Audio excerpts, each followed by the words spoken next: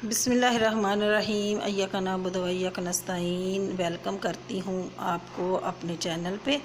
ये हैं जी करेले और ये 2 अदद प्याज और 2 अदद आलू और 1 लहसुन। ये करेले आलू करेले बनाएंगे सालन इनका, और इतने मज़े के बनेंगे, इतने मज़े के बनेंगे कि करेले तो बिल्कुल करवाहट रहेगी नहीं इसमें। इनको अच्छे से पहले मैंने धो लिया, धो के तो इसका पूरा छिलका ऊपर से निकाल लें।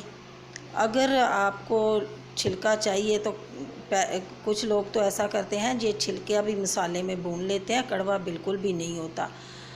तो अब इसको छील कर चम्मच से इसके बीज निकाल लें या छुरी से इसके बीज सारे निकाल लें। अगर बीज आपके कच्चे हैं तो आप बीज समेत भी पका सकते हैं, और अगर आपको निकालने हैं तो इस तरीके से थोड़े थोड़े पके हुए थे तो मैंने बीज इसके निकाल लिए। बीज सारे निकाल लेंगे। ये इतने मज़े के बनते हैं कि आलू और करेले में तो पता ही नहीं चलता करेले कड़वे भी हैं कि नहीं, बिल्कुल कड़वे नहीं होते। अब इन करेलों को 4 पीस करेंगे, छोटे छोटे नहीं काटेंगे, लंबे लंबे करेले काटेंगे। ये देखें, मैंने सारे करेले लंबे लंबे काट लिए स्लाइस में। अब इसके ऊपर नमक लगा लें। अगर आपके घर में धूप आती है तो 1 घंटा धूप में रख लें, अगर नहीं तो वैसे भी 1 घंटा इसको रख के तो अच्छे से मैंने देखो इसको धो लिया, धो के और टोकरी में रखा है कि ताकि इसका एक्स्ट्रा पानी है ना वो सारा निकल जाए। और ये है जी स्लाइस में आलू कटे हैं, और स्लाइस में 1 अदद टमाटर कटा है खूबसूरती के लिए, और ये है टमाटर वैसे सालन में जाएगा। और ये प्याज भी स्लाइस में, और इसको बारीक बारीक काट लिए या चॉप कर लेना लहसुन। और ये है चंद मसाले, ये है जी हरी मिर्चें भी मैंने स्लाइस में कट कर लेंगे। इसमें कूटा हुआ कोई भी मसाला नहीं जाएगा, सारी स्लाइस में कटे हुए मसाले जाएंगे, चीज़ें जाएंगी, सब्जियां जाएंगी। यानी कि अब तेल गरम हो चुका है तो उसमें हम करेले डालते हैं, और करेले को अच्छे से फ्राई करना है, बिल्कुल घबराना नहीं है, ना ही जल्दी करनी है, क्योंकि अगर आंच हल्की रख देंगे ना तो करेले ऊपर से जल जाएंगे तो अंदर से कच्चे ही रह जाएंगे, फिर वो कड़वे बनेंगे। आप हल्की आंच पे इनको फ्राई करना, कड़वे तो रहेंगे ही नहीं और पक जाएंगे सारे। अब ये देखें हल्का ब्राउन हो चुका है ना, अब इस तरीके का हो जाए तो करेले को निकाल लेना। ये बहुत तेज़ ब्राउन भी नहीं किया क्योंकि कड़वे हो जाते हैं, हल्का ब्राउन आ जाए तो इसके निकालना। और उसी तेल में हम ये सालन बना लेंगे, मतलब प्याज शामिल कर लेंगे, और प्याज को भी फ्राई करना है, इसको जलाना नहीं है। प्याज को हल्का सा फ्राई हो जाए तो इसमें लहसुन शामिल कर लें।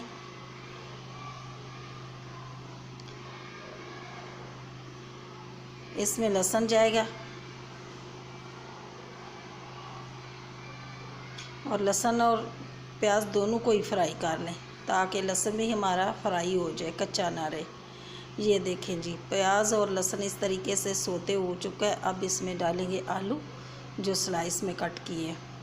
आलू को भी थोड़ा सा फ्राई करना है, और ये आधे कच्चे आधे पक्के रह जाएंगे तकरीबन, ये जल्दी गल जाते हैं। इनको थोड़ा सा हम 3 से 4 मिनट के लिए फ्राई करेंगे ना तो ये अंदर से भी पक जाएंगे। अब इसमें डालेंगे स्लाइस की हुई मिर्च, हरी मिर्च, इसको भी थोड़ा सा फ्राई करेंगे। ये जो छोटा टमाटर काटा था ना, ये डालेंगे, छोटा टमाटर डाल के, और साथ ही इसके नमक मिर्च हल्दी और धनिया पाउडर ये डाल देंगे। और ये आप अपनी मर्ज़ी के हिसाब, अगर आपका सालन थोड़ा है ना तो कम ही डालिए। नमक तो बिल्कुल कम डालना, क्योंकि नमक करेलों में भी लगा के हमने धोया हुआ है, तो कहीं नमक आपका ज़्यादा ना हो जाए।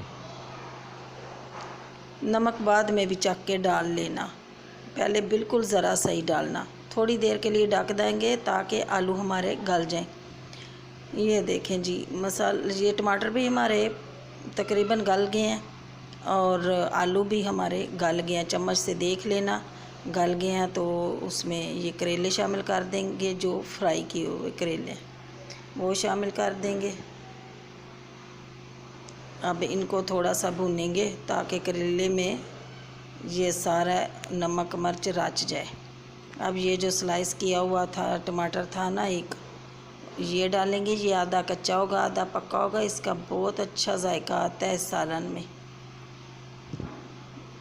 ये देखें, थोड़ी देर के लिए ढका था। अब ये देखें माशाल्लाह करेले और आलू हमारे बिल्कुल तैयार हैं। अब इनको मैं सर्व करती हूँ। आप भी ज़रूर ट्राई करना आलू और करेले, क्योंकि दाल करेले भी बनाते हैं, बिल्कुल करेले भी बनाते हैं, लेकिन आलू करेले भी बहुत अच्छे बनते हैं। आप ज़रूर एक दफ़ा ट्राई करना। ये देखें माशाल्लाह, आप इनको नान के साथ खा लें, रोटी के हाथ से तंदूर की रोटी बनी हो ना, उससे ये करेले और ये दोपहर में बहुत मज़ा आता है। आप साथ में चटनी बना लें, कोई भी चीज़ बना लें तो खाएं। अल्लाह ताला आपको अपनी हिफ्ज़ व मान में रखे, आपका दस्तरखान भरा रखे। और मेरी वीडियो को पूरा वॉच करें, शेयर करें और सब्सक्राइब करें।